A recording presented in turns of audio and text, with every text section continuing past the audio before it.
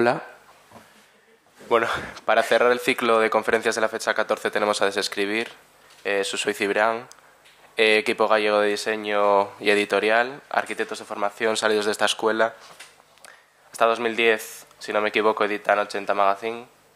Hace no mucho que arrancan el proyecto editorial Fabulatorio, con proyectos muy interesantes como Cusiñas o Nostalgia. Trabajan para otras editoriales como Gustavo Gili o para Arquia. Y bueno, destacar que gana el premio Laus Plata por la cartelería de los premios Enor. Y bueno, desde la organización teníamos muchas ganas de que vinieran aquí, nos habíamos quedado con ganas el año pasado y les invitamos y aceptaron la invitación, así que os dejamos con ellos y que disfrutéis.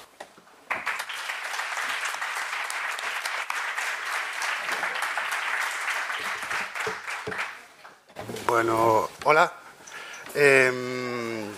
A verdade é que, bueno, primeiro de entrada darvos as grazas por convidarnos. Como podedes imaginar, ten algo de motivo para nos estar aquí. A fin de contas, como na verdade non é moito que acabamos, a carreira duraba bastante, a nós nos durou bastante. Completamente 9-10 anos. Claro. Pero sí que é certo que, bueno, pues ten algo de especial e de bonito realmente estar aquí e compartir con vos así algunhas ideas e algunhas cousas, non? E ademais ten moito que ver co que imos contar hoxe, porque ao final vai un pouco de círculos o que imos falar. E bueno, volvemos ao sitio do que saímos, non? A ETSAC é a nosa casa. É certo que ten un pouco de Casa de los Otros da película, porque a veces pasas por algún sitio e ten escalofríos, pero hai como fantasmas que tal. Pero bueno, superado eso, estamos como na casa, non?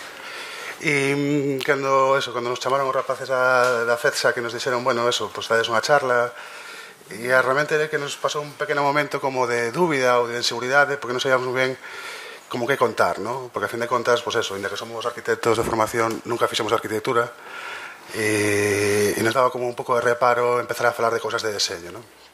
Despois é certo que fixemos ese esforzo así placenteiro de intentar lembrar as charlas que máis nos gustaban cando estábamos na escola, e que chegamos á conclusión de que incluso moitas delas, ou casi todas as que máis nos gustaron, non tienen nada que ver con a arquitectura, ¿no? Quizás precisamente pola necesidade a veces de sair un pouco do que estás metido todos os días, ¿no? E por aí intentamos tirar, ¿no? E entonces, máis que poñernos o máis guapos posibles e contarnos os que creemos que son os nosos mellores traballos, quizás pensamos que era máis interesante contarvos unha charla que fose útil de alguna maneira ou que fose útil para algún de vos, ¿no? Esa é a esperanza que temos, no sentido de contar máis unha evolución e contar máis algunha idea, algunha cousa que fomos aprendendo, non porque aprenderamos moito ou porque teñamos, non sei, unha biografía que contar, ni moito menos, pero sí que creo que hai cousas que a mellor a alguén lle poden resultar útil, ¿no? É certo, aparte que este ano cumplimos un pouco 10 anos de traballo, 10 anos autónomos. Sí. Bueno, nunca sabes moi ben cando empezas a traballar, ¿no? Pero probablemente sea o momento no que te das de alta na rede social, ¿no? E aparte, esta charla tamén nos permitiu un pouco revisar o noso arquivo, ¿no? A veces non se fai, porque, bueno, eso tiras pa diante, sigues traballando, e o último traballo, e está ben que sea así, sempre tens a sensación que é no que máis aportas, no que máis aprendes, pero a veces non está mal tamén revisar un pouco que fixeches hai 5, 6 ou 10 anos, ¿no? Lembrámonos cando estábamos de Erasmus en Porto, lo dicimos porque vamos a enseñar traballos que nunca amosamos hasta ahora. De feito, algúns deles quizás non son moi amosables, pero creemos que enseñan cousas bonitas e cousas que para falar delas. Dicía que eso, cando estábamos en o Porto de Erasmus había unha charla que eran sobre Álvaro Sisa e nos sorprendeu que decían que ata hai moi poucos anos Sisa nunca falaba ni nunca mostraba nas biografías a casa de Chá, ¿no? Bueno, que hoxe en día eu creo que case todo o mundo, ¿no? Case consenso que os proxectos máis emocionantes que ten Sisa, e que non amosaba por este presuicio un pouco estúpido, hasta Sisa parece que o tiña, pues como era de tella e non sei que, tiña coberta dúas aguas, bueno, que non era como o que máis se elevaba, ¿no? E, bueno, evidentemente os nosos traballos nunca van a chegar a consideración da casa de Xa, pero sí que esa reflexión un pouco de mirar atrás e mirar os traballos en presuicios e aprendendo deles, inda que non sean os mellores traballos, sí que nos parece interesante, ¿no? E despois decir que os responsables, os moi responsables de que fixéramos deste plantexamento de charla, é a xente de Barlebuz, non? Que nos invitou no primeiro número a colaborar e que tiñan de temática os inicios. Entón empezamos a tirar do fío en pensar como contábamos, como veíamos nos eses inicios e nos axudou a facer esa pequena retrospectiva que imos compartir con todas vos hoxe, non? Sí, aparte, cando nos chamaron os rapaces de Barlebuz para facer unha pequena colaboración, a verdad que tamén foi destes momentos así, despois entenderdes por qué, non? Pero o feito de que se fixera unha revista na propia escola e facer unha pequena colaboración con eles, pois foi un momento bastante bonito, non? E ten gracia porque empezamos un pouco eso, por tema dos inicios e polo final, por último traballo que fixemos, que é este, non? E cando nos reflexionábamos sobre esa idea un pouco de en que consistía iniciar unha cousa, ao final chegábamos á conclusión de que os inicios son perpetuos, por decirlo de alguma maneira, non? Que non hai sí que a veces Facebook organiza a nosa vida de forma lineal, pero realmente non é así, non? Quer dizer que é un permanente inicio, un permanente comezo, un estar sempre dando voltas ás mesmas ideas, non? Evidentemente hai evolucións, evidentemente se van aprendendo cousas, pero eu creo que ao final este diagrama un pouco eso, un pouco tontorrón, pero sí que contaba bastante ben un pouco cal é a sensación que nos queda a nos un pouco de revisar o noso traballo, non? Evidentemente, eso, aprendendo, pero sempre un pouco volvendo sobre as mesmas ideas, non? Sí, porque ao final nun proxecto sí que é certo que un pouco como disuso, non é lineal nunca o desenvolvemento, é dicir, ese punto de partida, o mellor despois de todo o camiño que faz, volves a él. E nos pasou un pouco tamén como estudantes de arquitectura, que ao principio tes como unhas intuicións, porque evidentemente tes unha experiencia de onde viviches, como viviches os espacios que sentiches ou onde estabas a gusto, e empezas a estudiar e esa esencia moitas veces se perde, non? Ata que, pois, en determinado momento descubres como os 10 puntos dos Smith son de os placeres de habitar e casi volves outra vez ao principio que esqueceras, non? Que é onde estou ben. É como ver o cabanón de Corbu, que dis, ostra, un tipo que construiu o proxectou cidades, tal, ao final onde elixe para vivir, pois é nada, un caseto pequeno, non? E o mellor a intensidade do habitar é como a casiña de Mujica, non? A intensidade o mellor de habitar está aí, non está noutro sitio, non? Entón, nós sí que intentamos volver sempre á esencia das cousas, non? E probablemente a xente que máis sabe ou que máis ten que decir o di máis sinxelo, porque a verdade ao final é moi sinxera, non? E coa idea lógica está un pouco así de como empezamos. Nos al principio nos escribíramos 8 persoas que os vou nombrar a todos porque é importante, que son Carolina, que ahora é profesora en Ferrol, Jesús Carrazoni, que é profesor en Vigo, Xurxo, que está traballando de arquitecto na Ulla, Felipe, que está facendo doctorado en Viena, que o que está aí de alpinista máximo, Xiao Epachi, Aka Hábitat Social, bueno, con máis xente, e non los dous, non? E comenzamos xa, cando entramos na carreira, daquela non se falaba de colectivos ni nada desto, pero sí que tiñamos, bueno, evidentemente éramos todos moi amigos, e tiñamos a sensación de que colaborando podíamos facer máis. Supoño que como a todos, cando todo o mundo cando acaba a carreira salimos con moitas dúbidas, coa sensación de que nos faltaban moitas cosas por saber, e ao mesmo tempo teñamos, quizás de maneira moi inocente, pero a ilusión de facer as cousas de maneira diferente, non? Había como un modelo na escola, quizás a mellor de maneira inconsciente, pero que era o que máis que se promocionaba, non? Que era o arquitecto hacedor, non? O arquitecto que estaba no seu estudio, controlaba todo e facía os traballos casi de maneira autónoma, non? Con becarios, por suposto, pero bueno, eso é outra historia. E a nos daba a sensación de que primeiro que non era un modelo que encaixaba moi ben na forma que nos tiñamos de ver un pouco a realidade e que aparte que nos necesitábamos os uns dos outros, non? Bueno, a idea era un pouco, nos xa estábamos facendo cousas de deseño, o resto das 6 persoas que formábamos de escribir tiñan unha vontade máis de traballar de arquitecto, non de arquitecto respondendo a ese modelo que vos dicía agora, senón de traballar máis coas ferramentas de arquitectura, as que un pouco dicía Cibrán que son as invariantes, e máis que co tema de habitar, co tema de vivir, co tema da cidade. A realidade, ao final, pois, aínda que realmente nos deu e nos aportou a todas cousas moi maravillosas, e por eso dicía que quizás fomos un pouco inocentes, a realidade, ao final, é que non propiciou moitas posibilidades de facer traballos conxuntos 8, non? Pero bueno, con esa ilusión buscamos un... ¿qué le da palabra? Garito, porque... un espacio, porque estaba realmente en un estado bastante deplorable. Pero con todo, pues, un pouco a primeira reflexión é que ao final o espazo, a calidade do espacio, a calidade no sentido como que entender a sociedade, non como podemos entender os arquitectos, importa pouco, non? Porque ese sitio que era bastante ruinoso, a verdade, tiña unha ventana onde saías unha cuberta onde estaba na travesía de Cordelería e no Orzán.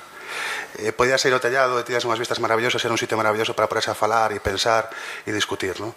Era a antiga vivenda do Porteiro, non? Que sempre vivían arriba onde estaban as peores, bueno, as vivendas máis humildes, e ese se convertiu no noso estudio. De todas maneiras, Uso, podes volver un montiño, perdoa, que para atrás, ainda para atrás. É que a cada vez que a mí me encanta esta foto, pero ahora que traballamos moito que comezamos a traballar como editores de fotografía, ao final as imaxes teñen eso que cando volves a ela, bueno, e os textos vas sacando como cada vez máis cousas, non? E ao final vexo a carreira de arquitectura como a farola dos Paseo Marítimo, non? E aí estamos intentando, ostras, isto hai que sacarlo adelante, hai que acabarlo como sea. E ademais ten moito a carreira de arquitectura coa farola, porque a carreira ten un pouco ese de estilismo, non? Ou de estilo, ou de búsqueda de estilo. Ao final non é o que importa, é que ilumine a farola, non? Entón, claro, e a dificultade nosa era escalar eses estilos nos que non nos atopábamos moi cómodos, non? E despois un pouco que decía Suso, que nos estamos axudando aí todos a escalar, non? Que rematar a un era o éxito de todos ao final, non? En realidad estábamos facendo parvo, pero bueno. E despois outra cousa, así por seguir cos analogías e xa acabo, non? Pero digamos que ao final a verdade estaba fora da farola, igual que aquí na terceira e na cuarta, que era o que máis nos gustaba, que era mirar pas ventanas pa fora, que estaba o Castro e estaba a cidade e como decía Malder, la verdade está aí fora, non? E dicíamos que o de Bar de Buz tiña algo así especial para nós, porque a primeira vez que escribimos a palabra desescribir, bueno, aí pon desescribir porque o pegamento de barra non é tan bo como parece, pero... E porque xa é pasado. E porque xa é pasado, sí. E foi un proxecto de revista que fixemos na escola entre varios amigos, que nunca chegou a sair, así que os rapaces de Bar de Buz están por aquí, parabéns, porque eles o conseguiron, nos non. E a revista saiu un pouco coa vontade, por dentro bastantes páxinas, o sea que traballamos. Había a vontade un pouco esa tamén de compartir, non? E de preguntarlle a moita xente, pediramos moitos textos a moita, que iso foi maravilloso, e aparte foi unha experiencia que se ten repetido moitas veces e cada vez máis sendo editores, non? A necesidade de ir a preguntarlle a xente que sabe as cosas que ti non sabes, non? E nese sentido, pues, ainda que ao final eso, non me gusta chamarlo fracasos, non? Porque non son fracasos, non? Porque realmente aprendes en ese sentido, sempre te deixan algo, non? Pero bueno, a primeira sucesión de traballos son como intentos todo, non? E bueno, e isto do lápiz partido, pues a lógica está un pouco de desescribir, non? Nos falábamos de desescribir ao principio, as cousas evolucionaron moito, non? Pero como a necesidade outra vez de casi de facer borrón e empezar outra vez de cero, non? E outra cousa que descubrimos facendo a revista é que de repente a xente que está perto, pois Felipe que escribía, tamén tiñamos outro compi na pandilla, Rubén, Brais, que agora escribe guións de cine. Entón de repente un espacio que igual que nos buscamos un estudio, un espacio de papel, servía para que esa xente tivera excusa ou tivera un lugar onde comunicar o que lle gustaba, non? E agora cambiamos de fase, vamos a ir por fases da nosa vida, parece que somos maiores, pero non o somos. E que hai esta frase que nos mola bastante eso, non? Que ao final escribir é moito máis difícil para un escritor que para alguén que non escribe, non? E pensamos que é un bo resumen desta fase de traballos que vamos a mostrar, porque realmente moita idea non tiñamos. De deseño. De deseño. Bueno, de nada, un pouco, pero bueno. E realmente eso, al final, en base a estos traballos, pues te das conta de que realmente non sempre decimos que cando acabamos a carreira de arquitectura e xa antes comenzamos unha carreira de deseño, non? E te das conta que para facer as cosas ben, pois non é fácil a veces, non? E te tens que meter, pues casi de eso, zambullerte un pouco nunha disciplina que en principio non controlas, non? Nese sentido sempre nos fai moita gracia, aparte de un debate que sempre surde eso recurrentemente, cando a nos tiñan dito na escola, nos siguen dicindo un pouco que o arquitecto está preparado para facer de todo, ¿no? Que esta idea un pouco, esta axioma un pouco da Bauhaus, ¿no? Que dende frontieres.punto city planning, ¿no? O sea, dende a cucharilla ata urbanismo, ¿no? E nos, ainda que é bonito pensalo así, non estamos como moi de acordo con eso, ¿no?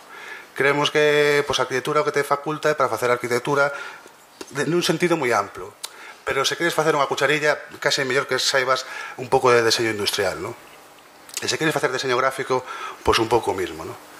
E creemos que estos exemplos, estos traballos son un exemplo un pouco deso, ¿no? De falta de coñecemento con respecto ao deseño. Con todo, foi un traballo do que aprendimos moitísimo e o que guardamos un gran recordo por unha circunstancia que ten que ver un pouco co deseño, pero que ten que ver máis casi a un nivel humano, ¿no? Este foi un caderno que fixemos para a revista Obradoiro cando se fixera un concurso aquí ao lado, no Castro de Viña, para facer a Casa de Historia, que gañara Manolo Gallego, un proxecto fermosísimo, por certo, que é unha mágoa que non se construíra. E cando se encargaron daquelas os directores de Obradoiro eran Jesús Iresari e Guadalupe Piñera, e non sabemos moi por qué, falaron con nós, bueno, sabían que estábamos facendo algo de deseño, se nos interesaba facer este caderno, e claro, bueno, é un pouco o resultado, ¿no? Un pouco Cristo, hai que recoñecelo. Pero a idea que nos tiñamos era, nos daba a sensación de que a maneira habitual que contaban a arquitectura de revistas era unha maneira un pouco falsa, digamos, ou demasiado fotoxénica, ou centrándose demasiado no obxecto e que non contaba, digamos, todo o que había detrás, ¿no? Nos, nese momento, un das nosas bases de operación era esta casiña que está en el Viña, e claro, tiñamos moito contacto coa xente que vivía en el Viña, no barrio, íbamos a tomar uns cafés e comíamos no bar do barrio. E traballaches no Escorial? Eu, por exemplo, traballei no bar que está baixo no Escorial. Entón, había como unha dimensión vivida del Viña que os proxectos un pouco pasaban por encima, ¿no?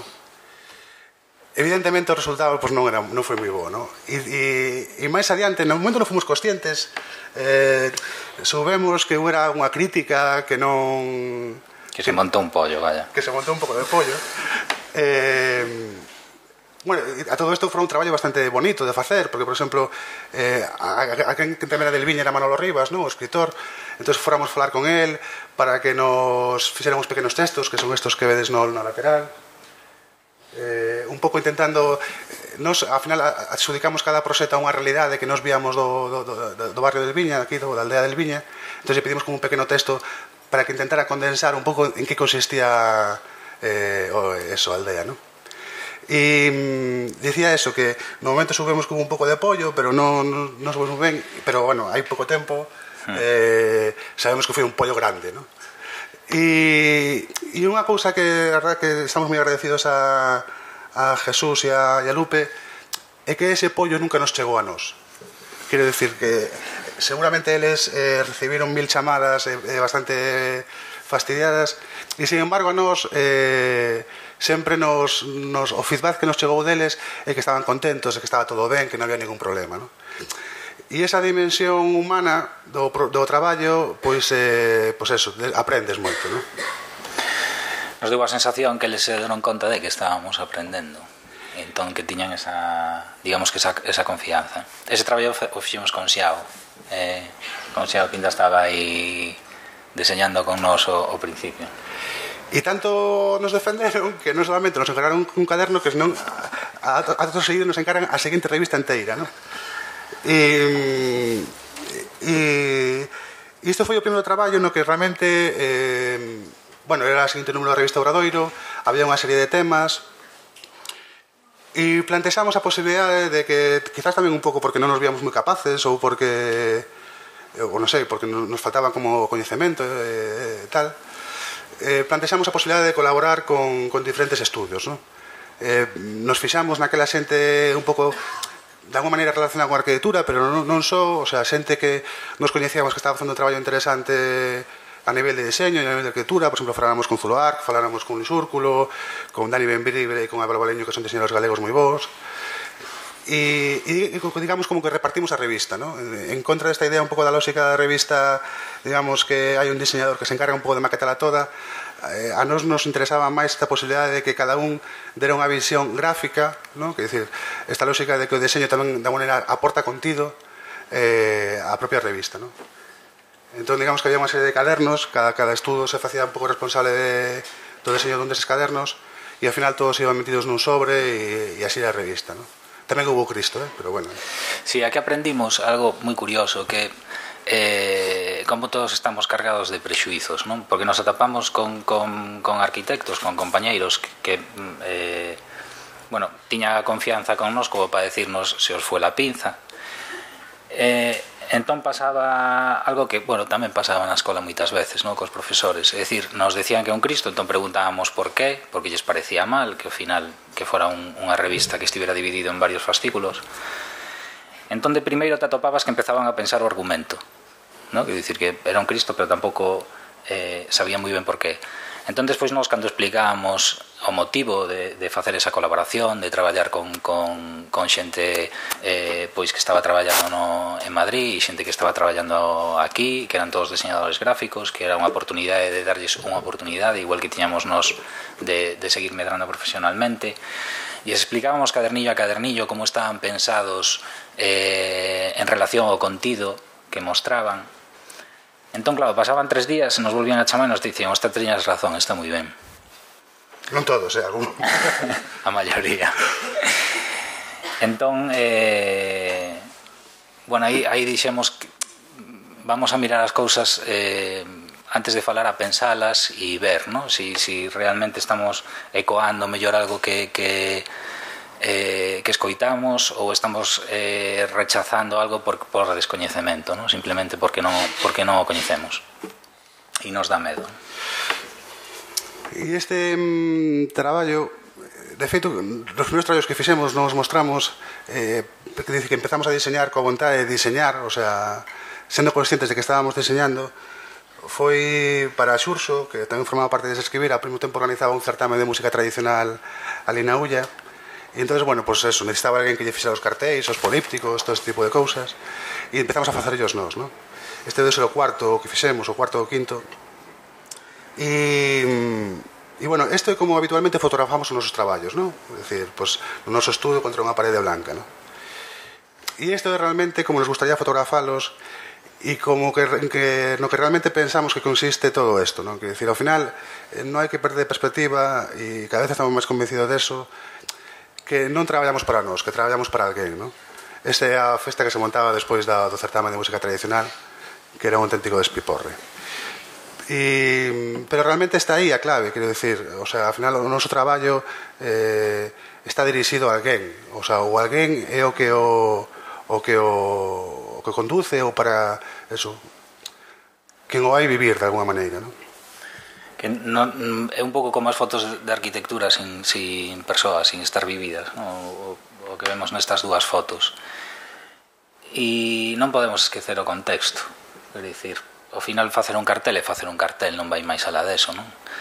Pero bueno, lle dá identidade, sempre a un concurso de gaitas tradicionais que tamén ademais de darlle identidade gráfica a ese cartel, o concurso lle daba identidade a Santa Cruz de Ribadulla, todo o mundo sabía que se facía cada ano ese concurso. De alguma maneira había certa expectación do cartel, non? Sempre recordaban, hombre, pois xa ven o concurso, non? E despois que este 10 funcionou moi ben, porque fixemos unhas camisetas que ainda fai uns anos que preguntaban ali a xente dali os gaiteiros poleras, pois chamaban a camiseta de Ronaldinho, non? Entón, ao final, todo ese universo que se crea alrededor do feito de facer un cartel, pois é o que non podemos perder de vista. Sí, e ser conscientes eso, de que ao final realmente se a sociedade é a que nos permite traballar, porque realmente é así, e a que nos permite formarnos nunha universidade, ao final temos que ter unha certa responsabilidade tamén e nunca perder a perspectiva que traballamos un pouco para a sociedade e non traballamos para nós mesmos, non? E este traballo, eso, foi o noso PCC, pero de deseño. Fixemos obradoiros, esta foi a última obradoiro, non enseñamos máis. Increíblemente, despois de facelo sobre, cambiaron os directores da revista E os novos nos encargaron tamén a nova, non? Os novos directores foron Tamén fixemos con Xiao este proxecto. Carlos Quintáns e Carlos Pita, que eran os novos directores. Traballamos con Pita, traballamos no seu estudio moito tempo. Entón, bueno, el pensou en nós, que si é lógico, non? Pois están facendo deseño, vimos de encargar o... E dicimos que foi o noso PFC porque realmente foi o primeiro traballo que nos primeiro consideramos que sí que poderíamos amosar, non? Pues xa debe ter 7 ou 8 anos este traballo. Evidentemente hai cosas que melloraríamos e que, bueno, non consideramos que estea todo ben que podía estar. Pero sí que non traballo no que empezar a traballar con ferramentas específicas do deseño editorial, ¿no? Que hasta ese momento as intuíamos, algunhas as coñecíamos, pero non as traballábamos como de unha maneira, digamos, profesional, se pode dicir así, ¿no?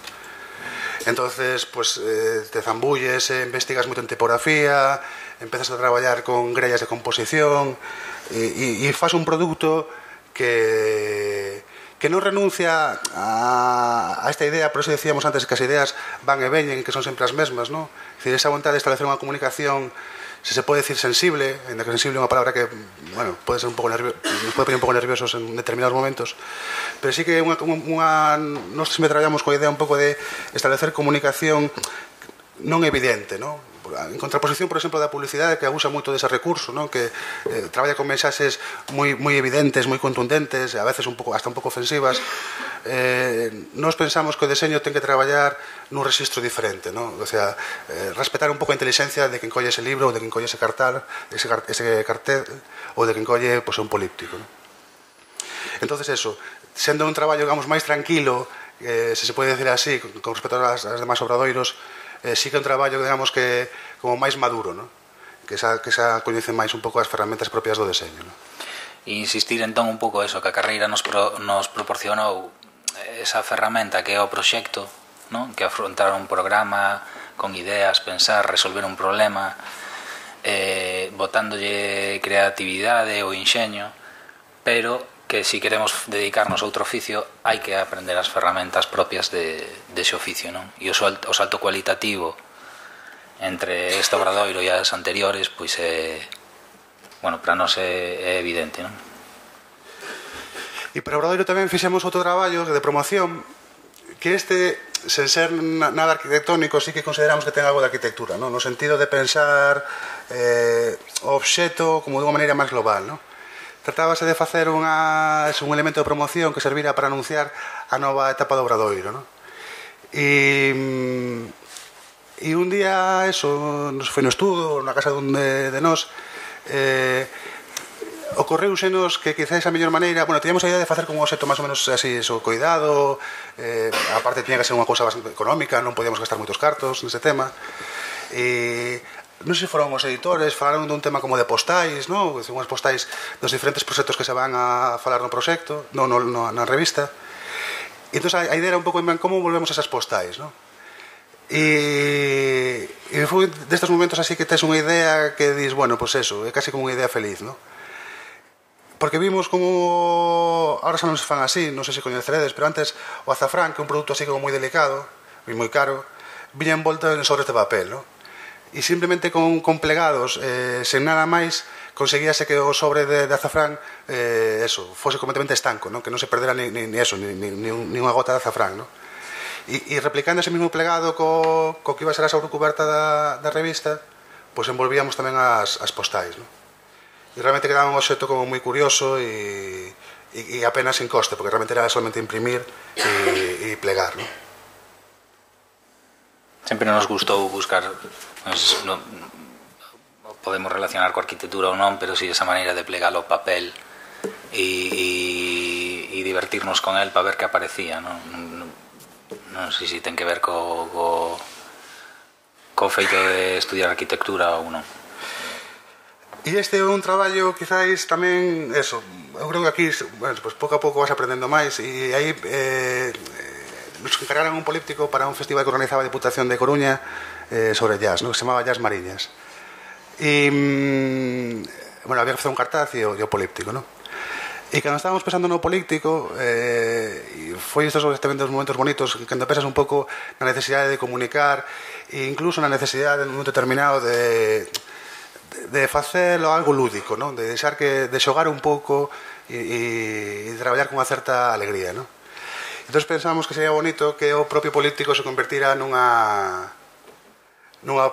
trompeta para eso, para tocar jazz, non? E esta trompeta que cando plegaba se facía, pero en la que non o creades, vou poner un vídeo. Hai sonido? Sí, aumenta. Bueno, no, suave.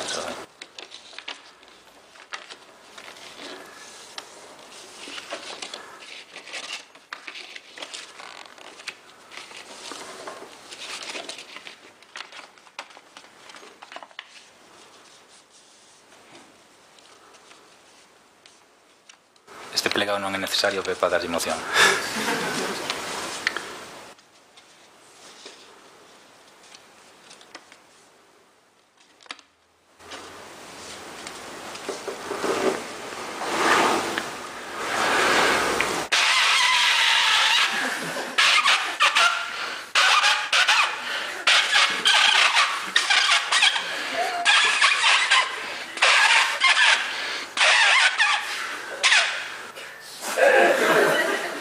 Soa. Agora tocamos mellor,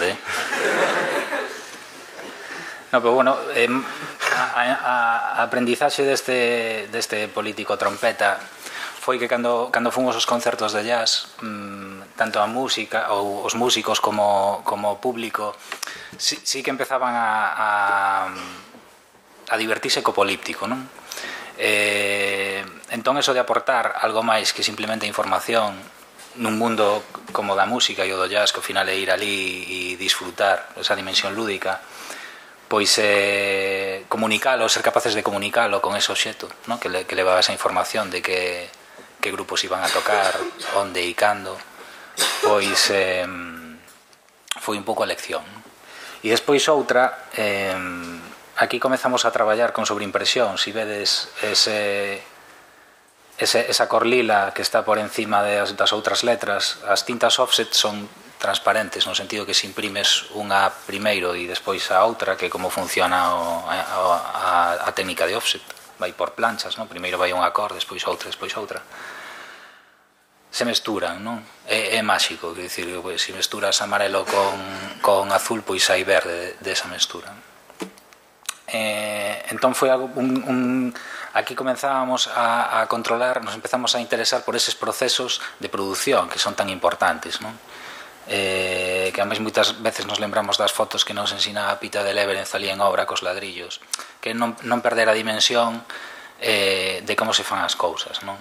Ir un pouco a de onde saen e se aprende un montón, quer dicir, temos que sair da pantalla do ordenador. E entramos a fase, pois faino ti. Que este foi un encargo que tamén, bueno, eu creo que Jesús e Lupe teñen algo de inconscientes, pero maravillosamente inconscientes, vamos. E este edificio que fixeron na facultade do campus de Pontevedra, do edificio de Ciencias de Educación, non? E do Deporte. E digo que son así un pouco inconscientes porque nos encargaron un pouco facer a sinalización de todo o edificio, non? Sinalización e rótulo. Sinalización e rótulo de edificio, non? E claro, nós nunca fixéramos unha sinalización e foi destos encargos que nós tamén fomos un pouco inconscientes porque aceptamos un pouco sen reflexionar demasiado. Aceptamos porque o edificio nos parecía maravilloso, porque a sensación de entrar ao edificio, esas veces que poucas veces pasan, que entras nun edificio e de repente te sentes un pouco sobrecollido, non? Ou eres consciente, o teu corpo siente que non é o edificio habitual no que estás acostumado a estar, non?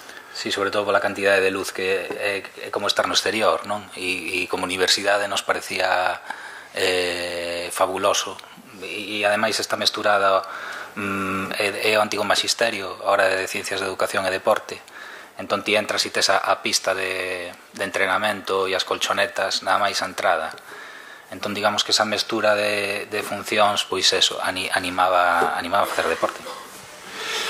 E despois, perdón, Suso, que por fora ves os outros edificios do campus e eran un pouco como ETSA, como os que están aquí en Elviña, son como bicharracos que caen do ceo tipo 3.000 toneladas, como los debuxos de la Warner.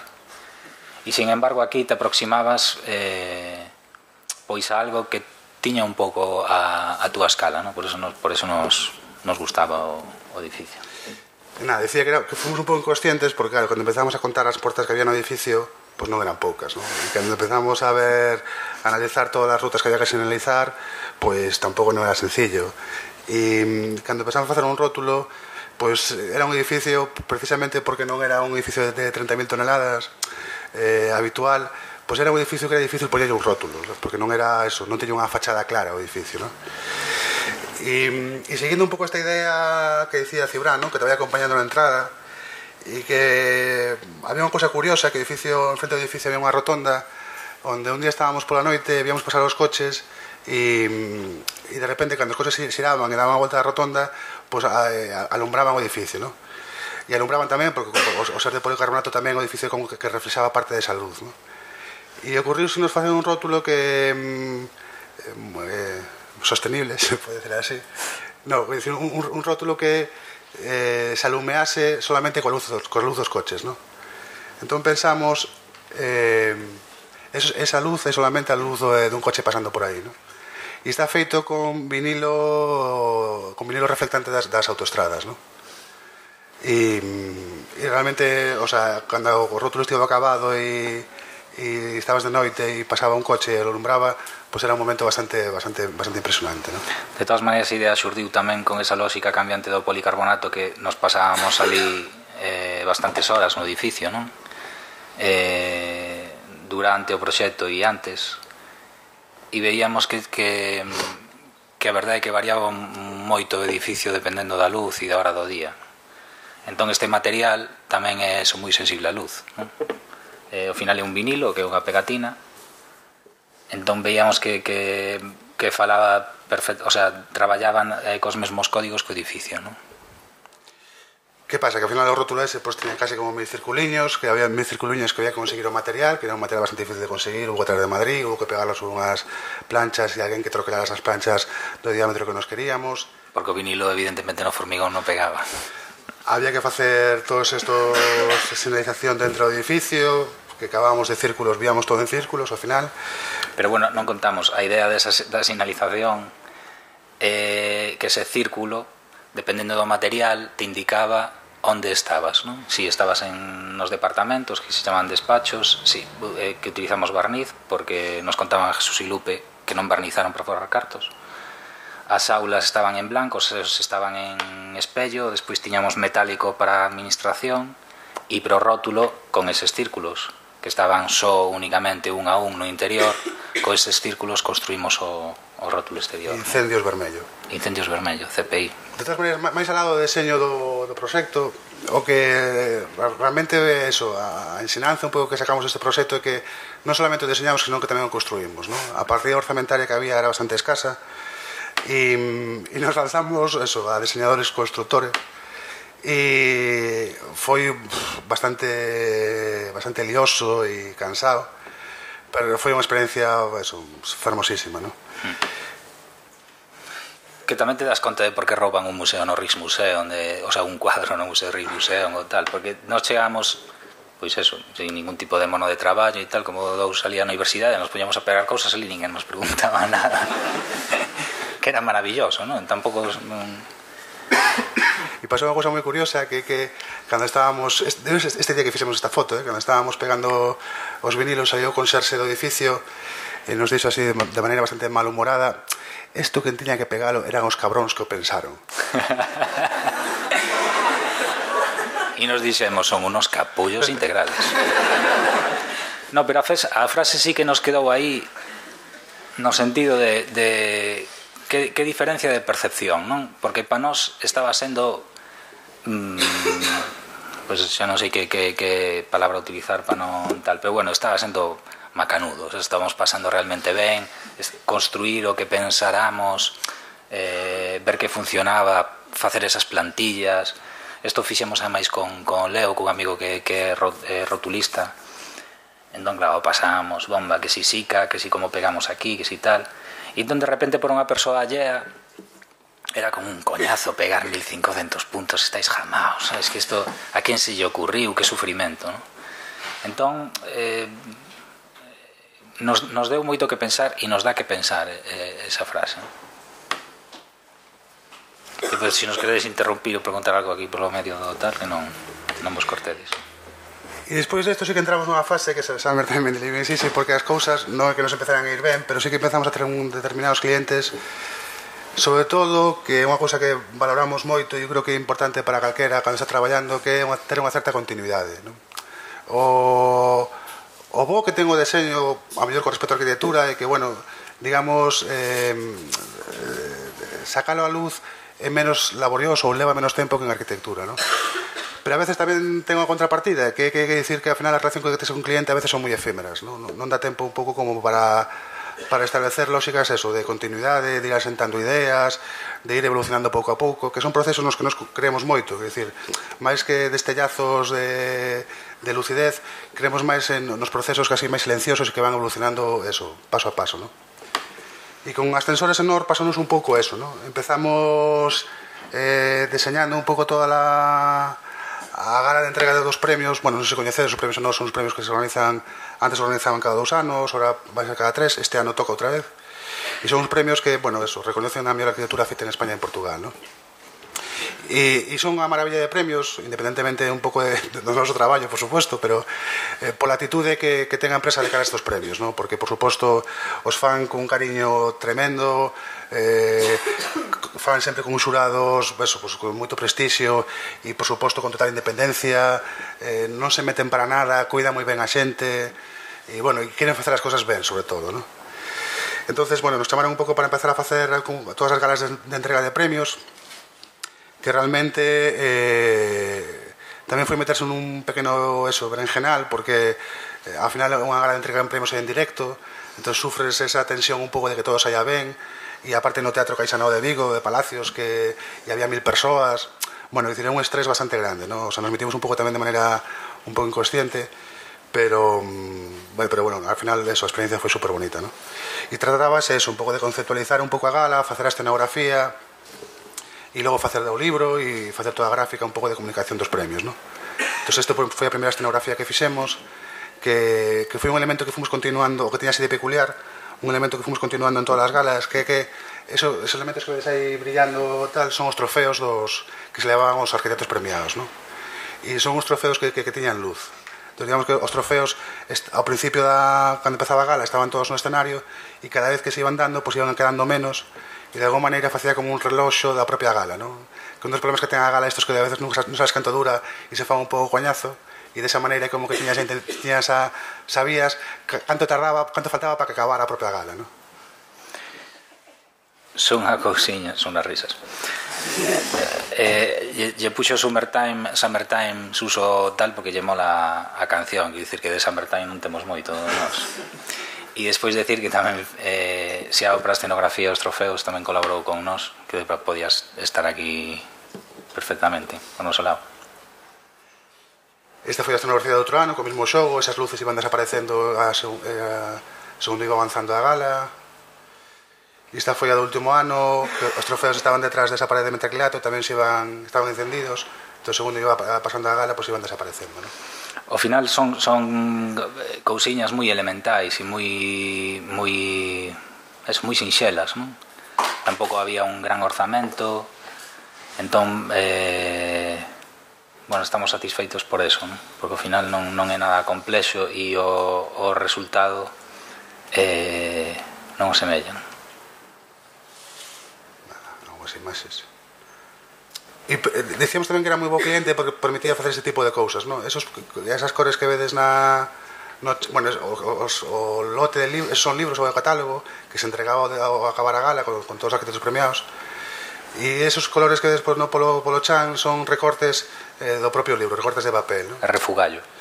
E eso, en vez de tiralo, pues nos decíamos, bueno, pues con isto facemos unha alfombra na entrada do teatro, e a empresa pues lle parecía maravilloso, non? O sea, é dicir, as empresas sempre teñen un pouco este medo de arriscar demasiado, non? E quizás xa comprensible, non? Teñen a idea un pouco máis de isto que se chama comunicación institucional, non? Que sona como bastante rígido, bastante mal, non?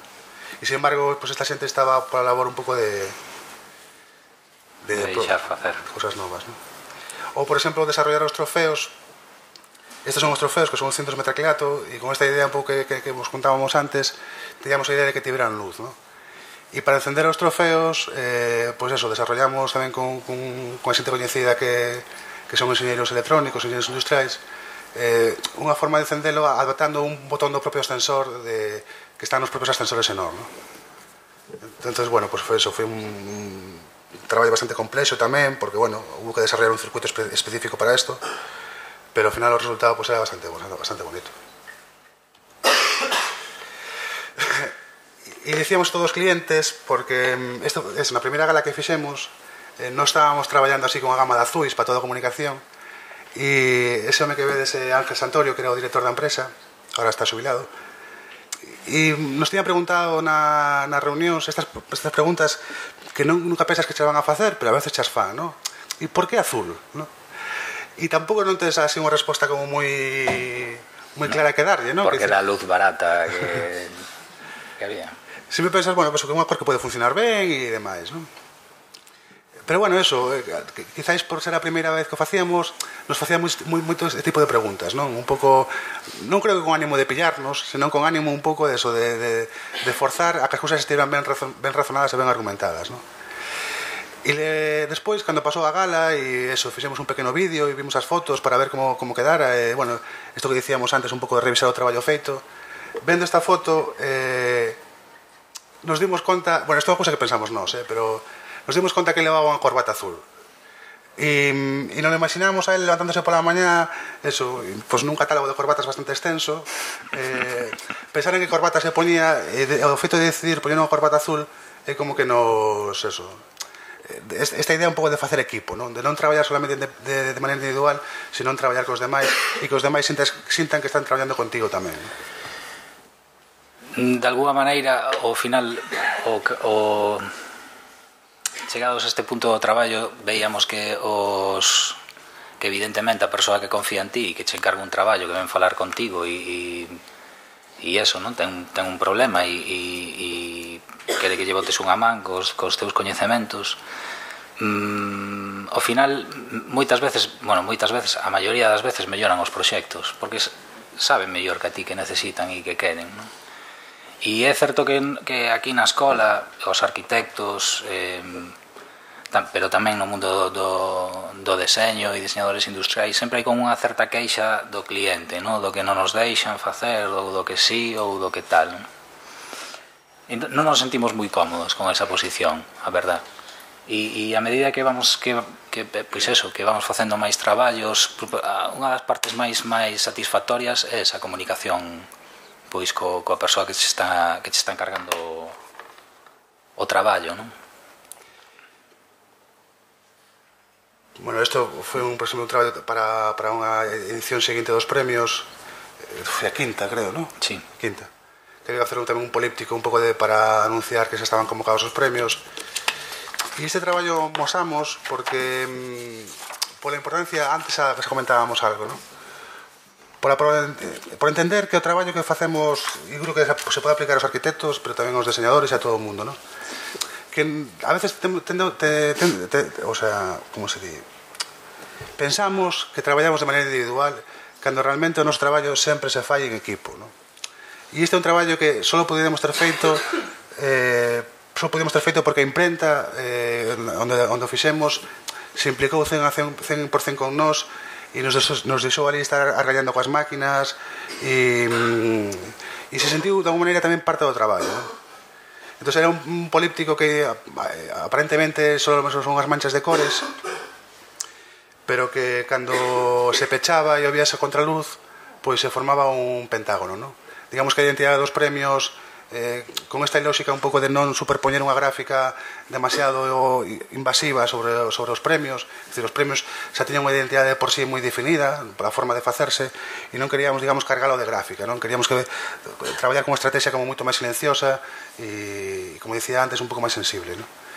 E entón con esa idea un pouco traballamos de maneira moi elemental de que cada forma xeométrica identificara cada edición, non? E entón esta era a quinta edición. E entón digamos, a forma xeométrica que identificaba a identidade dos premios era un pentágono, non? Pero bueno, máis alá de todo eso, que quizás importa bastante menos, o máis interesante é isto, é que traballando con papel transparente, facendo probas co impresor para saber que finalmente a transparencia se fai de verdad e tal, pois se consiguen esos traballos, ¿no? E sin ese equipo, pois sería imposible, ¿no? Sí, imprimindo en 50 gramos, que non todo o mundo te di que sí. Pero é insistir neso, que os nosos constructores, que son ao final os impresores, que manipula e que encuaderna, sin o seu coñecemento, sin o seu oficio, tampouco poderíamos chegar a facer as cousas que facemos, non? Entón nos entendemos un camiño en equipo e un camiño de aprendizaxe común entre o que produce e o mellor o que pensou, e moitas veces eses roles se mesturan, non? E cando sucede eso é fantástico. E en Galicia existe un sector das artes gráficas moi potente, moi potente. Entón, máis que a queixa de tamén que hai dos profesionais que non me entende este constructor ou non me entende este impresor, ou eu vou a imprenta e non fan o que quero, e que o mellor o problema temos que pensar si está en nós, que o mellor hai veces que non estará en nós, pero pode ser que sí, non? Entón, esa queixa mellor que temos de por inercia, de victimismo, non é algo tampouco que nos sintamos cómodos, non? Estos son os cartéis desa mesma edición, que outra vez igual, solamente imprimindo unhas manchas de cores, pois ao final era un cartel impreso nun papel moi fino, que tiña que ir en 2 idiomas, en castelán e en portugués. Entonces, digamos que imprimindo manchas de cores polas dúas caras, ao final acabas vendo un pentágono sen estar impreso, non? E este mesmo xogo replicábamos no libro. Aí empezamos a tamén un pouco reflexionar eso, que vas engadindo capas un pouco de coñecemento, ¿no? Ao final, ao principio, cando empezas a traballar, pensas un libro e pensas que un libro é un conxunto de páxinas con unhas tapas, ¿no? Pero despois te empezas a dar conta de que os libros de alguma maneira tamén teñen que ter unha especie de identidade propia, ¿no? Que non é o mesmo un poemario que a mellor concibes para ler de unha maneira máis tranquila un domingo pola tarde que está chovendo en casa, e que un libro como este, que un libro dos premios, que de alguma maneira ten que ser festivo, por decirlo de alguma maneira, ¿no? Ten que de alguma maneira transmitir unha certa imaxe de festa, ¿no? Entón, bueno, estas manchas de cores, eso, eran casi como fogos de artificio, e cando se xuntaban varias páxinas tal, tamén se acababa formando outra vez ese mismo xogo do pentágono, ¿no? E outra vez este traballo só foi posible, o sea, de feito moitos impresores decían que non se podía facer, e houve xente que sí que o fixo, ¿no? E tamén para Nor, que ten que ver tamén moito con isto que dicía Cibrán antes, ¿no? Que ao final as persoas que están diante de nós, que poden ser os nosos clientes, pois ao final tamén son persoas, ¿no? O sea, teñen os seus sentimentos e as súas debilidades e as súas cousas fantásticas, ¿no? E entón os de a xente de Nor nos chamou un pouco a idea de facer reformar un pouco toda a liña de catálogos, ¿no?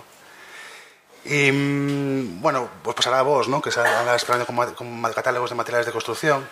Pero nos a nosa experiencia trabendo así no estudio de Pita e no estudio de Elisarri, a sensación que nos tiñamos cos catálogos eran unha especie de vendehumos, ¿no? Que decir, había un exceso de... Isto que traballa moita publicidade, ¿no?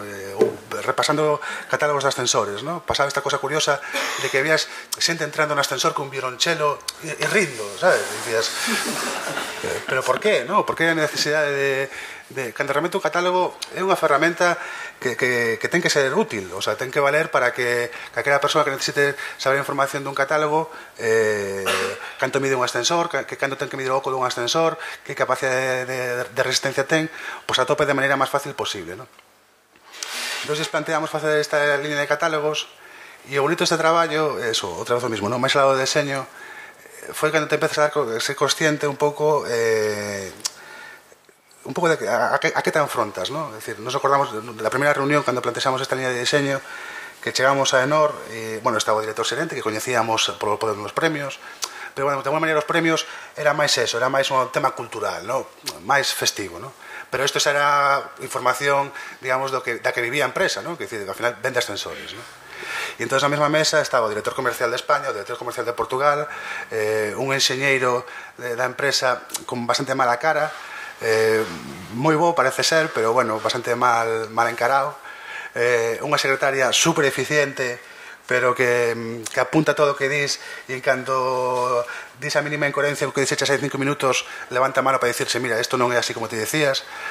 Quero dicir con isto que, bueno, son destas reunións que de alguma maneira son como unha cura de humildade, non? Porque te chegas cunha idea, despois de estar 50 horas diante do ordenador pensando que tes a idea fantástica e a idea genial e que está moi ben, pero realmente cando te enfrontas a todas as dúbidas de toda esta xente, a todos os comentarios, pois te das conta de que quizás non estaba tan ben, non?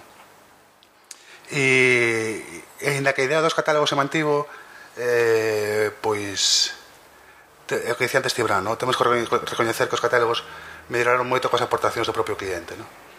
E a idea era un pouco esa, non? Facer un catálogo máis funcional posible, onde te transmitía toda a información de maneira moi funcional e moi directa, non? Quer dicir, facer uns catálogos que en vez de publicitarios foran formativos, é dicir, como funcionaba un ascensor que nós non o sabíamos, que dimensión de polea. Moitos catálogos veíamos que te decían estes ascensores son máis eficientes energéticamente, pero non te decían por qué. O sea, que dicir que eso que ten a publicidade, que te dan o sello, pero tampouco te explican o porqué, non? Entón, a nosa cabezonería era de transmitirlles que sí que era interesante para os arquitectos, o prescriptor, saber por qué, cales eran as características dos ascensores, non? Por que eran mellores enerxéticamente? Polo tipo de polea, pola súa dimensión, polo tipo de correa, polo seu sistema de impulsión. Entón, eso que ao final tentamos cos catálogos, non? Algo tan sinxelo como eso, non? E foi uns catálogos que realmente, pois eso, foi un cambio bastante drástico na empresa, costou asimilalos, porque, bueno, pois e a xente está acostumada a outro tipo de información e os comerciais que ao final andan por toda España e Portugal teñan medo de que con estes catálogos non axudara a vender ascensores, non? Non sabemos moi ben por qué, pero ao final é como que acabamos asimilando determinados patróns de conducta que están establecidos e non se reflexionan, non? Para non ser evidente que ese tipo de comunicación ao final non comunica nada, non? Que está che de lugares comuns, non? Se despois eu son feliz ou non son feliz no ascensor, xa o decidiré eu, pero ti de momento, sabes, o sea, comunícame solamente en que consiste ese ascensor, non? Sobre todo que non calla. Sobre todo que non calla. E xa estamos chegando casi un pouco ao final das últimas fases, que cando principalmente o que nos dedicamos é a diseño editorial e a facer libros, non? Este é un libro que nos encarga o de libros que abren ben, porque é unha cousa que nos obsesiona bastante, non? Hai cantidad de libros, vos pasará a vos que poñedes un libro encima, estáis almorzando con un libro e tens que estar facendo forza para que o libro non se volva a pechar, non? E realmente existe a maneira de que eso non pase, o sea, que coidea un pouco de que están ben feitos, non? Entón, este é un libro que fixemos con Carlos Quintán sobre a pizarra e outra vez un pouco volvendo sobre esa idea que decíamos antes, non? De que o propio libro comunicara, digamos, de maneira material o seu propio contido, non? E por eso fixemos esta, bueno, aproveitando esa, intentando comunicar esa idea un pouco da pizarra, da lousa, con esa capacidade de esfoliación que ten, que na propia cuberta transmitira un pouco esa idea do propio material, non? E por eso fixemos con as cartolinas un pouco eso, un pouco o que vedes aí na imaxe, non? E na imaxe non se percibe, pero aparte buscamos unha cartulina que tivera uns destellos como plateados, como ten moitas veces moitos tipos de pizarra, non? E o libro que se fai construe principalmente con cartulinas así dunha grama bastante forte, ríxida, o propio sonido do material era un sonido así como un pouco metálico, e é principalmente un libro de fotos e de pequenos textos, non? E con esta lógica un pouco da comunicación é sensible, digamos que as fotos iban impresas nun papel completamente oposto que o das propias cartulinas, non? Que é un papel tamén super fino, de 50 gramos, utilizando transparencia e facendo ese xogo un pouco por a parte anterior das fotos, imprimir unha masa de negro como para darlle máis luz ás propias fotos, non? Non sei se percibe, pero aí non están as árbores, o estar impreso por a parte de atrás é como que colle luz e collen vida, non? Este libro foi un libro que nos encargaron dous arquitectos, Gonzalo e Elizabeth, Avalo Alonso Arquitectos. Entón nos serviu para descubrir o mundo da edición, non? Porque eles realmente nos chamaron para facer un deseño da obra que fixeron en Compostela de San Clemente. Pero claro, un pouco con ese descoñecemento, que tampouco hai por que telo, de que tes unha información que se fai para construir un edificio, entón xa podes ter un libro, non? Quer dicir, con esa información, un texto e tal, construís un libro. E realmente non funciona así, non? Esta figura do editor que é o responsable de decir, bueno, como imos contar este contido, non? Entón realmente fixemos ese traballo sin que nos lo encargaran. E aí, ademais do diseño, empezamos a traballar como editores. Pero nos sirve un pouco tamén este traballo para contarvos algo que descubrimos, sino que estamos un pouco obsesionados, que digamos que o pechado dos coñecementos nos oficios, non? Porque evidentemente nos pasamos de ser arquitectos a ser diseñadores. Entón, claro, coñecemos o mundo da arquitectura mínimamente, as queixas. Entón volvemos outra vez ás queixas de pois o cliente non me deixa facer pois a cuberta plana, ou non me deixa facer a inclinada, ou non me deixa meter este material, ou non me deixa tal, non? E quero dicir, a mensaxe era sempre non me entienden, non? Entón, despois, curiosamente, cando os arquitectos pasan a ser clientes e nós pasamos a ser arquitectos ou diseñadores, que dicir, os que están do outro lado, había moitos prexuizos visuais no sentido de esa tipografía serifa ou con remates non me gusta ou non me convence porque non están os textos xustificados en bloque, non? Di un compañeiro noso que traballa tamén para arquitectos que pensan que as caixas de texto son ladrillos, non? Pero quero dicir, si non somos capaces de trasladar ou de aplicar o coñecemento que temos, que adquirimos como profesionais, neste caso arquitectos, aos outros aspectos da nosa vida, nos dá a sensación, non sei si tan forte que vou decir, pero sí que perde todo un pouco de sentido, non? Si vemos que se reclama dende a escola que se ve valor nun patrimonio arquitectónico, non? Serán murallas de Luga, Catedral de Santiago, a arquitectura popular. O mellor tamén ten un valor como se traballaba coa paisaxe, o mellor tamén ten un valor a nosa lingua. Quer dicir, que temos ou nos queremos expandir ese coñecemento que nos dá o noso oficio aos outros eidos, non? Ao final, a vida. Entón, bueno, todo este rollo para volver con el libro. Pero ao final é o importante, non? E despois outra cousa na que creemos que a colaboración entre profesionais, porque foi un placer facer isto con Gonzalo e Elizabeth, porque confiaban, non? Inda que a veces decían, seguro, é dicir, seguro, segurísimo, pero tiñan a dúbida de como contar ese proxecto e nos lle dixemos, bueno, que vos parece se contamos o proceso, que teña este libro vai entender como se construiu, como se proxectou a plaza, porque moitas veces nos fomos á praza e non vimos todas as cousas que despois nos contaron, e dis, é impresionante a cantidad de decisións que se toman nalgo que despois non se reflexa se non se conta, non? Entón volvemos ao dos catálogos, nos apetecía facer un libro informativo, formativo, que calquera que o collera se dera conta do traballo que hai detrás de facer calquera cousa, sexa un proxecto, sexa un libro, sexa un edificio, sexa o que sexa, non? He visto con perspectiva, ten bastante que ver con aquelas primeiras imaxes da revista onde era todo un pouco Cristo, ¿no? Quer decir, coa vontade de contar a arquitectura de maneira diferente a como se conta habitualmente, ¿no?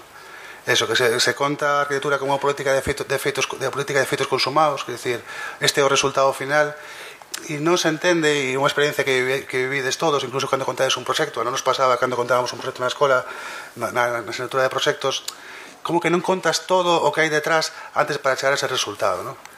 E que a hora de facer un libro e a hora de decir, bueno, pues vamos a decir ya, neste caso, por exemplo, un público interesado que pode ser a cidadanía de Santiago, as reflexións e o traballo que hai detrás dun proxecto, ¿no? E foi moi satisfactorio cando rematamos o traballo, eles tiveron o libro que ao cabo dunha semana ou dúas falamos con eles e nos decían, ostras, estamos impresionados porque agora no seguinte proxecto que fixemos seguimos as pautas que vos marcastes no índice, non? De que o ter que facer o contar ese proceso do traballo, pois fomos dividindo con eles en que consistiu, no, ese proxecto. É dicir, había unha reflexión sobre a rampa, había unha reflexión sobre a diferencia de cota, había unha reflexión sobre a fonte, e eles din que lles valeu un montón a hora para ordenar as ideas e a hora de afrontarse o seguinte proxecto. Bueno, algo que nos, como decía antes Rubén, que nos toca la patata, ¿no? E nos que aprendimos con eles, aprendimos outra vez a ver arquitectura, non? A relembrar eso, ser pesado, non? Que detrás do que se fai un montón de decisións. Despois eles, isto rápido, pero nos contaban que entendían esa praza como unha parte máis da cidade, entón non hai cuberta, non? Fixemos fixo Héctor as fotografías, pero lles plantexamos facer como un percorrido pola cidade dende unha porta da cidade bella ata San Clemente, non? Entón no libro entras así e te vas saindo da praza, non? Despois o libro conta así bastante en detalle como está feito o proxecto, a evolución, os cambios Tamén decían, algo me hacía moita gracia, que joder, vos chamamos para facer un libro e nos puxestes a traballar, porque claro, decíamos, non, hai que debuxar isto e para contar isto hai que facer esta sección e este esquemiña, que despois acabamos facendo entre todos, non? Pero estaban alucinados, como, e temos que volver a escribir, claro, porque non é o mesmo facer un proxecto que facer un libro. E algúns dos libros que fixemos para Gustavo Gili, que cando nos chamou Moisés Puente, tamén foi así un momento bonito, porque claro, a fin de contas, pues eso, nos estudamos cos libros de Gustavo Gili, ¿no? Entonces era como, outra vez, como decía Cibra antes, pechar un círculo, ¿no? Que os libros, moitos dos libros que máis nos gustaran, os dos que máis aprendimos, pues ao final desa editorial te chaman para que ti vas a diseñar libros, ¿no? E nos chamaron coa idea de facer unha colección de libros relacionados co territorio e a paisaxe, ¿no? E realmente tamén traballar con eles foi un auténtico placer, unha auténtica gozada, porque nos chegamos con unha idea de diseño de colección bastante, bueno, que podía provocar algún tipo de rechazo, non? Porque contra a lógica habitual de diseño de coleccións, no que se aplica un diseño rígido e todos os libros son iguais, que quizás teña que ver máis cando se empezaron a facer libros de bolsillo, libros de peto, que había esa necesidade de que calquera lector identificara nunha librería cales eran os teus libros da tua editorial. Nos pensábamos que xa estábamos no momento ahora de facer libros, digamos, que responderan máis ao seu propio contido, non? Que non tiña moito sentido seguir aplicando unha gráfica rígida e un esquema rígido de deseño a calquera tipo de libro, non? E que ao revés habían que intentar que os libros comunicaran dunha maneira máis efectiva o seu propio contido, non?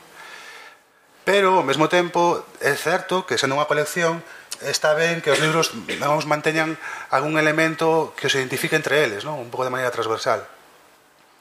Entón, chegamos con esta idea editorial no sentido de que cada libro, como dicía, non? Teña un diseño específico, un diseño propio, e como elementos comuns traballar co formato do propio libro, que dice que todos os libros midan o mismo, que foi un formato que estudiamos bastante, que fixemos moitas maquetas.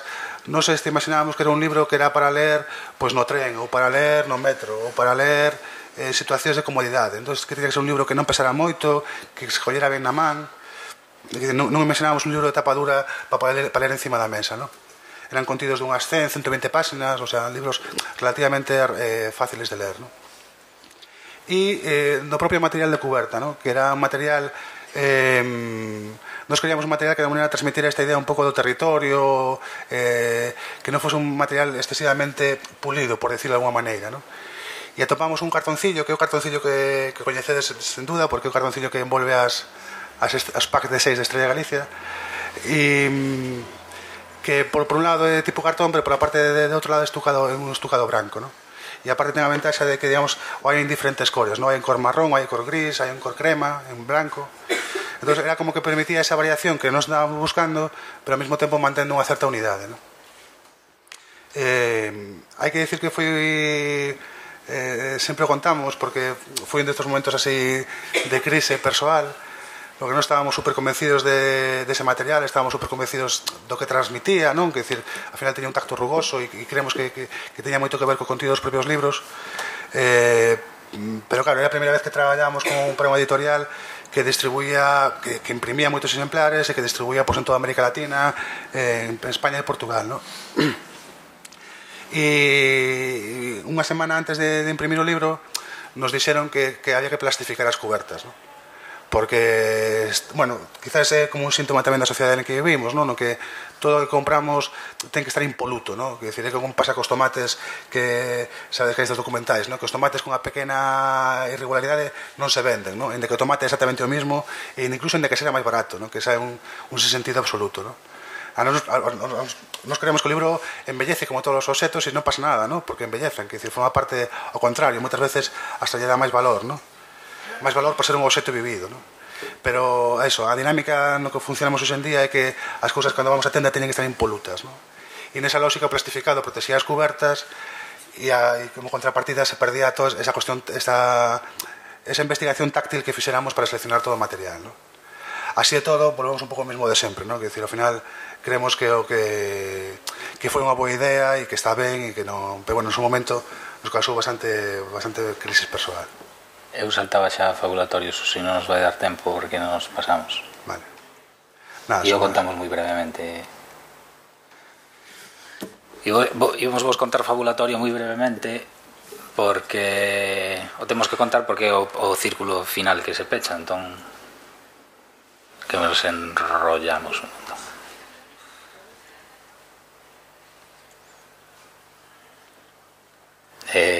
Tamén o que es contar, veña. Bueno, unha breve reflexión, esta última máis este tema. Cando hai un ano máis ou menos tamén nos chamaran para dar unha charla e estábamos un pouco tamén eso, repasando os nosos traballos e nos apetecía contar naquel caso un pouco en que xente nos inspirábamos. A palabra inspiración é bastante fea, pero bueno, que xente teníamos como de referencia, non? E teníamos estos dous libros diseñados por Lee Soane e fixemos unha lectura como bastante, bueno, quizás interesada pola nosa conta, ¿no? Que decir que se nos parecemos a Soane, que evidentemente é moi interesado pola nosa parte, ¿no? Pero sí que víamos como un lazo de unión, ¿no? E sí que, tomando esta idea, sí que nos parece importante cando se traballa e algo que estamos sendo conscientes agora, que a mellor no principio non éramos tanto, que é importante de alguna maneira encadrarse nunha tradición de traballo, non? Que decir, traballamos nun lugar concreto onde antes que nós a traballou outra xente e que despois de nós traballará outra, non? E a veces temos a sensación, quizás tamén está un pouco provocado pola rede, que en parte é maravillosa, non? Porque evidentemente aumenta moitísimo a capacidade de conectividade e iso sempre é maravilloso. Pero por outro lado, a veces tamén nos fai demasiado perder como os referentes máis próximos, non? E neste caso, por exemplo, o caso de Soane, que foi bueno, sabedes que estivo exiliado en Argentina no 39, bueno, polo tema do fascismo, pero que en Argentina desenvolveu unha actividade editorial, despois volveu para aquí, brutal, non? E está ben, eu creo, facer esa reflexión, non? Dicir, de que é necesario saber o que fixeron antes que ti a xente que vivía no teu contexto, non? Porque, ao final, os teus referentes máis próximos está ben aprender, e está ben aprender das revistas de arquitectura suizas, non? E está ben aprender, por suposto, ninguén se nega a eso, non? E saber o que se fai en Holanda, por suposto, non? Pero nós, por exemplo, unha carencia que notábamos cando estábamos na escola, non? Que sabíamos moito do que se facía fora, pero quizás non sabíamos tanto, ou se valoraba menos o que se facía de maneira máis próxima, e creemos que deso que se fai máis próxima, de maneira máis próxima, se pode aprender máis, non?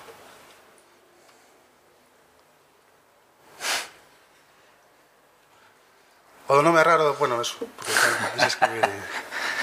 Debe ser que somos moi normales, entón como somos moi normales buscamos nomes raros. E decíamos que era outro círculo que se pecha porque ten que ver moito coa primeira revista que fixemos, non? Ao final vemos moitísimas cousas en común. Que Fabulatorio non é unha editorial que montamos nós, é o noso proxecto editorial, que naceu por múltiples razóns e por múltiples inquedanzas que foron xurdindo pois a hora de facer os traballos que vos ensinábamos, non? Ese de San Clemente, que de repente fixemos de editores, e é un traballo que sempre se fai, digamos que subterráneo, que ninguén require, pero realmente ir a raíz das cousas e algo que nos gustaba, non? Tamén tivemos algunha experiencia coa Gili ou con outras editoriais que non nos deixaban facer cousas que en principio eran arriscadas, como poñer, bueno, que non entendíamos arriscadas, pero como xirar unha foto, poñer unha foto do revés, cos argumentos de que non se iban a entender, e eran cousas que nos tiñamos a intuición de que funcionaban, porque os nosos interlocutores non pensamos que sexan parvos, nin moito menos, non? Entón sempre había argumentos pois do famoso mercado que freaban decisións que nos parecían pois que estaban ben, non?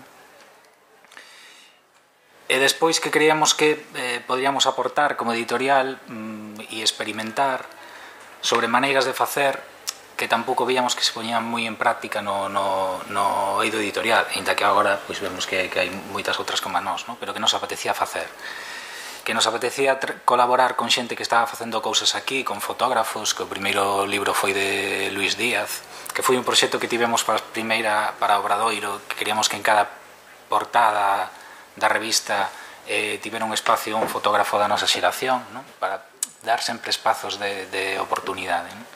Ese proxecto non saiu porque iso fixemos a 33 e un pouco recuperamos para Fabulatorio. Por que non traballar coa xente que está ao noso lado, que ademais podemos ter unha relación directa e construir con eles o libro, non? Despois nos apetecía un montón facer libros aquí, dende Galicia. Non lle víamos sentido producir en China, non lle víamos sentido producir en Sevilla, non lle víamos sentido que habendo 4 encuadernadoras en Galicia as imprestas estiveran mandando os libros a encuadernar a Euskal Herria ou a Valladolid. É algo que non entendemos precisamente por eso, non? Porque se non existen eses encuadernadores aquí, o noso traballo vai a ser peor. Entón, bueno, é un pouco que decíamos antes de trasvase de coñecementos. Ao final, non darlle traballo a un encuadernador que non estemos perto é como quitarnos algo nos mesmos. E finalmente, que se convertía un pouco no noso laboratorio editorial, onde tomaran as nosas decisións. Sí, experimentar. Sí, única e meramente polo que queríamos que estaba ben, non? E tamén experimentar, non contaba antes, o uso de forma contido, non? Que a forma dos libros viñera do contido, non? Do que da mensaxe que estaban, ou da historia que estaban contando eles, non? E xa nos pasamos de tempo, non? Este é así moi rápido, este é un libro que fixemos para unha serie de fotografías de unha fotógrafa rumana, porque en Madrid, que se chama Simona Rota, que por encargo do Museo de Arquitectura de Viena fixe un traballo de documentación da arquitectura monumental nas antigas repúblicas soviéticas, non? Entón, bueno, este tipo de fotos, para que vos fagades unha idea, non? Entón eran unhas fotos que tiñan unha vontade principalmente documental, non? É dicir, desde unha posición bastante obxectiva, sen pretender manipular ou tomar partido de maneira ideolóxica sobre o que está vendo, fixen esta serie de fotografías, non? Sí que é certo que mentre facía estas fotos, pois ela foi facendo fotos máis persoais dela, un pouco eso, seguindo o que ela iba sentindo ou o que ela iba percibindo de maneira máis individual, non? Fora do que o encargo de traballo, non? E a nos chama coa idea de facer un catálogo sobre ese libro e comezamos a editar ese libro con ela, non? E claro, ela vivía en Madrid, bueno, eu vivo en Milladoiro, Cibrán vive en Coruña, e a nosa comunicación foi principalmente por videoconferencias, non? De feito, ata o libro estaba rematado, nunca quedamos con ela personalmente, non? E todas esas charlas que teníamos con ela por videoconferencia, onde nos contaba, bueno, ela creceu en Rumanía cando estaba Ceausescu, entón, claro, todo isto lo coñecía de primeira man da súa infancia e da súa familia, non? E todo o que nos contaba era como que alimentaba a necesidade un pouco, ou nos daba pistas de como poder plantear este traballo, non? Hasta chegar ao punto de que pensar que, digamos, esta visión que aportaban as súas fotos estaba incompleta se tamén non había esa dimensión máis humana persoal dela, das súas propias vivencias. Bueno, esta é Simona, de nena, no colexio. A de arriba é a profesora, que era moi mala, parece ser. E sen esta visión un pouco máis das súas propias vivencias, pois o libro iba a quedarse incompleto, non? Entón o libro planteouse como unha doble lectura, un doble discurso. Por un lado a serie de fotos e por outro lado fotos do arquivo familiar da propia Simona, non? Fotos que tirou o seu pai cando se iban de vacacións, non? E despois o libro ten, quizáis de especial, bueno, tampouco tan especial, pero bueno, que un pouco máis singular, que era que o libro está impreso en rotativa, está impreso en papel de periódico, ¿no? En dos tipos de papéis, o papel habitual de prensa e este papel laranxa que é onde están as páxinas de economía do suplemento do domingo, ¿no? E nos pareceu, e tamén falando con Simona chegamos a esta conclusión de que de alguma maneira o feito de imprimir en papel de periódico respondía a esa realidade de que os réximes dictatoriais ou, digamos, igual que a arquitectura monumental era unha ferramenta de propaganda política, moitas veces os xornais, e o vemos todos os días hoxe aquí en España, tamén o son, ¿no? Máis que de información son de propaganda, ¿no? E entón nos daba a sensación de que imprimindo en papel de periódico, está impreso na rotativa da Voz de Galicia, pois se consigue un pouco transmitir esa sensación, ¿no? Incluso o tipo de impresión, que quizás non é tan nítida ni tan precisa como podría ser nun papel estucado, axudaba a transmitir un pouco o que contaban os textos e o que contaba a propia foto, ¿no? Pois o libro está encuadernado tamén nun coiro reciclado, con esta lógica un pouco tamén de casi ela nos falaba, bueno, o seu pai estuvo perseguido políticamente tamén, casi como de cuaderno casi clandestino, non? Que levas oculto e que podes guardar fácil, non? E por eso ten esta sensación un pouco máis de coiro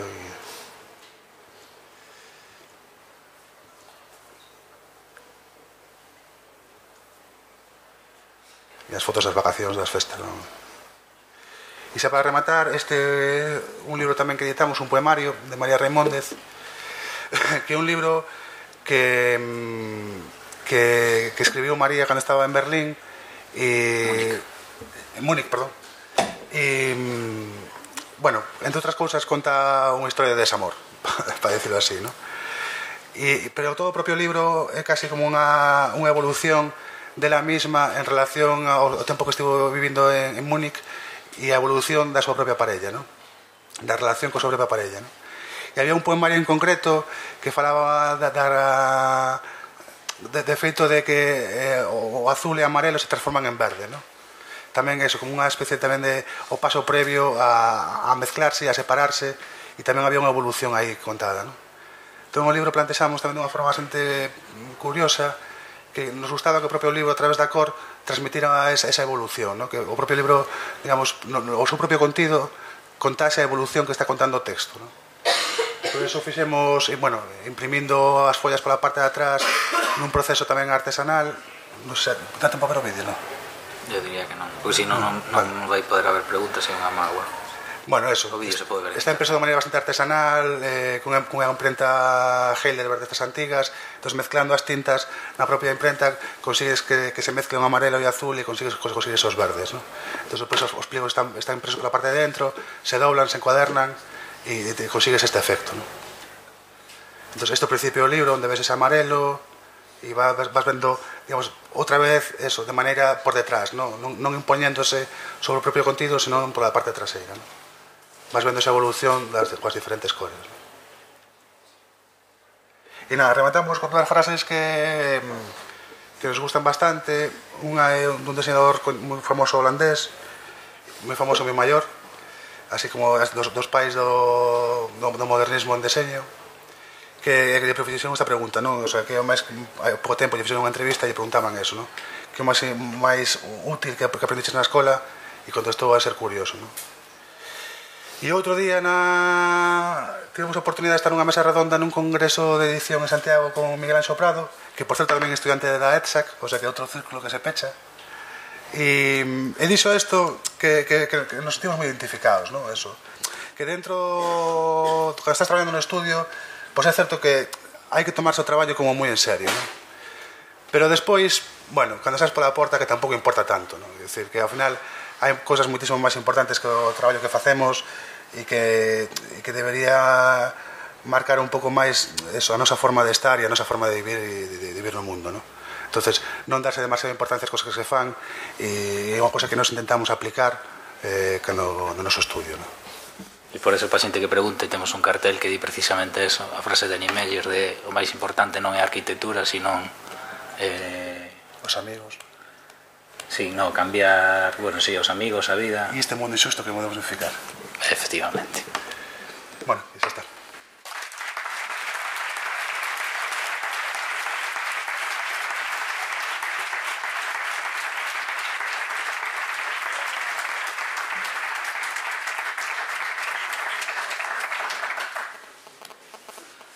Non se entendeu. A que pregunte lle damos un regalo. Vamos, eso quise decir Cibran. Sí, e hai 7 regalos. Creo, ou igual que non. É un cartel, vamos. Tamén se pode preguntar sin cartel,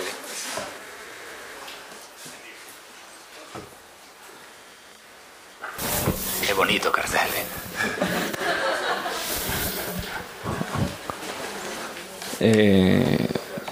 Nada, yo simplemente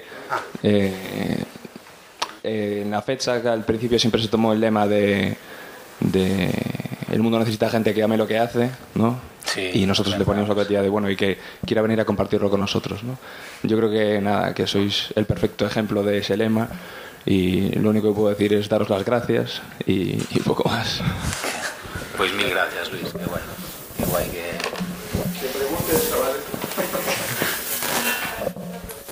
No, a ver, sí que é certo que nos tamén nos costaba nas...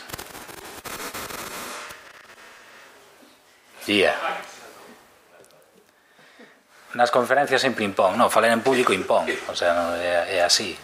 Pero nós sempre que nos quedamos cunha pregunta na cabeza e non a fixemos nas conferencias que fomos, sempre despois nos arrepentimos, non? Porque é algo que non... digamos, hai que sacar as cousas que un... e perder o medo. Entón, si non tedes preguntas, fantástico, pero si a tedes aí e non vos atreves a soltar porque...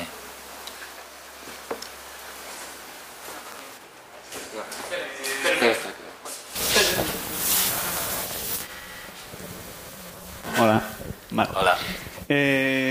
No, que me llamaba mucho la atención, ¿no? Ese cuidado a la hora de diseñar elegir el papel, diseñar el color, las letras y tal. ¿Ese nivel de diseño lo llegabais a aplicar también a las entregas de la escuela? Quiero decir, a mí muchas veces me pasa que estás haciendo una entrega, preparando tal, y llega un momento que ya lo diseño es... ya estás a un nivel superior, ¿no? Que hay gente que presenta cosas y es que lo ha pensado todo. A mí no me pasa. Siempre una hora antes estoy aún acabando de rotular pilares. Pero había ese mimo también a la hora de imprimir las cosas. Pues mira, vouche decir que en segundo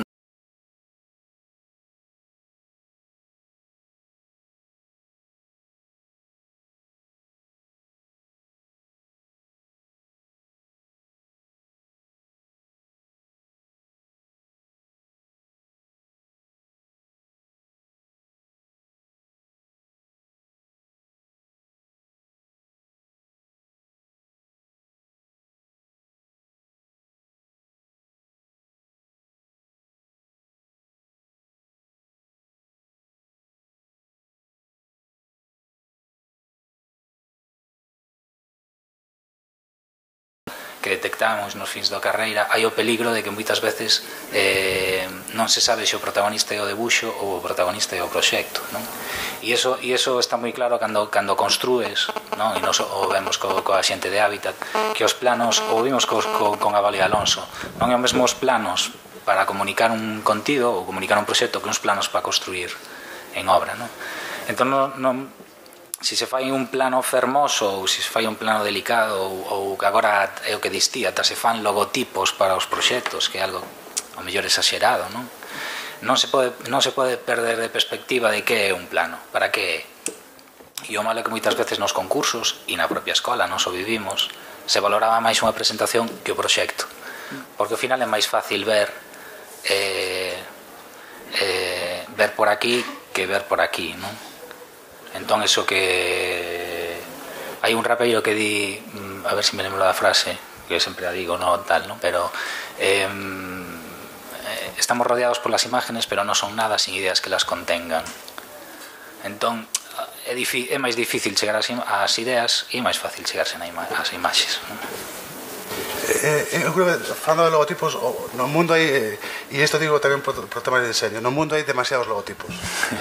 De verdad, estamos demasiado... Como de a canción de Kevin Johansen, ¿no? Xa ten logo.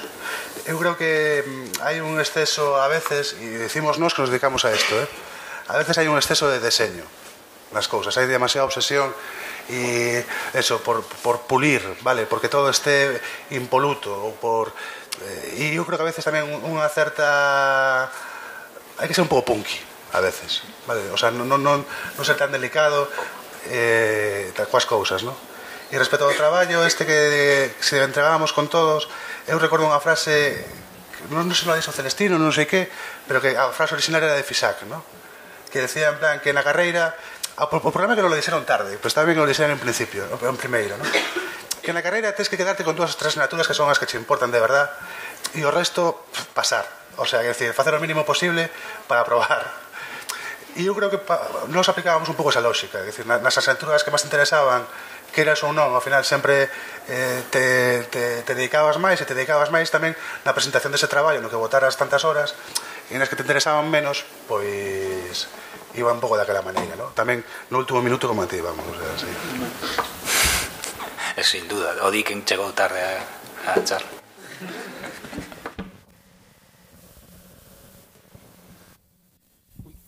Falastes hoxe sobre todo de temas de publicacións en libros, non? Pero tamén tedes feito algunha publicación tipo xornal. Diferenciase moito unha publicación tipo xornal nunha tirada en plan detallar todos os artigos, montaxe e demais, que unha tirada dun libro? Non, porque o soporte son máis cuestións técnicas, tamén cuestións o que decía Suso, non? O feito de tirar en xornal é porque xa é un determinado tipo de libro. Entón, non, o soporte ao final non ten que ver máis coa mensaxe, pero a maneira de pensalo, a maneira de proxectalo é o mesmo. Non sei se respondo, Alberto, se eu te vou. Non, o que ten moito de... Ao final, nos fixemos unha transición, e seguimos facendo unha transición. É dicir, nos antes botábamos moitas máis horas encima do ordenador, e ahora seguimos votando porque vamos varios anos en vacacións, pero sin summertime, pero cada vez estamos máis tempo por exemplo, na imprenta, vale? Que é a mesma lógica, exactamente a mesma que o de ir á obra cando estás construindo algo. Quero dicir, primeiro que decía antes Cibran, ¿no? Que nos en imprenta aprendíamos unha barbaridade, ¿no? E despois cada soporte, neste caso o periódico, ten unhas especificidades propias, ¿no? Por exemplo, ten unha especificidade propia que tiene unha máquina offset normal, empezas a imprimir e se ves algo que cae mal, paras, ¿no? Pero no periódico empeza a imprimir e cando disparas van 2000 exemplares impresos, ¿no? Entonces, claro, é un momento difícil de xestionar, pero por lo demais, o sea, a nivel de diseño é saber un pouco os condicionantes que ten que imprimir aí e aplicalos no propio proceso de diseño, que eso é importante, e por eso decía que facemos esa transición, que é diseñar coñecendo un pouco as características do soporte onde vas a imprimir, ¿no? Nos últimamente casi empezar un novo traballo e en canto hai unha primeira idea, o seguinte paso é chamar a imprenta, chamar ao encuadernador e empezar a plantear se eso é posible ou non é posible, se se asusta ao orzamento. Onte tamén dicíamos que ainda que estamos dous no estudio somos tres, Cibran, eu, máis o orzamento. El señor orzamento. Somos os tres compañeros do estudio, porque, claro, tens que traballar con ese condicionante tamén, e está ben que sea así, non sei, o mismo que decía Cibran do cliente, non é un lamento, ao contrario, nos creemos que das limitacións que pode estar traballando o orzamento é das máis creativas, no sentido de que estimula a topar solucións.